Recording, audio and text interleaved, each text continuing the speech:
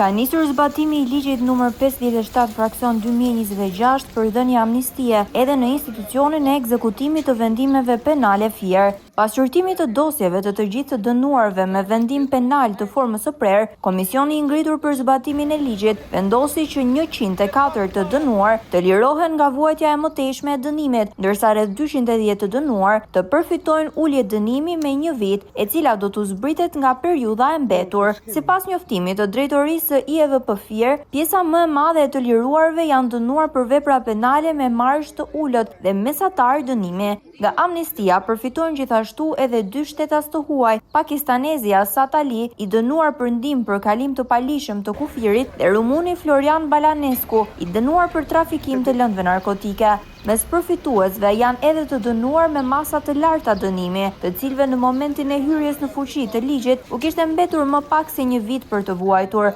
Bëhet fjalë për Luan Fushën, I dënuar me 25 vite burg për vrasje me paramendim, I arrestuar në korrik të vitit 2008, si dhe për Eril Gegën, I dënuar me 14 vite burg për vjedhje me dhunë, I arrestuar në vitin 2014. Nga amnistia përfitojnë gjithashtu edhe 7 të dënuar mbi moshën 60 vjeç, të cilëve u kishte mbetur më pak se 1 vit nga dënimi për të vuajtur. Zbatimi I amnistisë nisi më 15 korrik në përputhje me udhëzimet e drejtorisë së përgjithshme të burgjeve.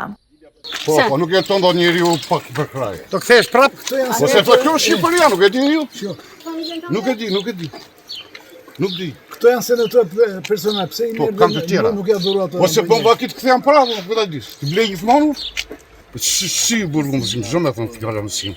Atëherë për të mos ardhur më këtu. A bën vaki njeriu të mësohet, të mos mbijetoj?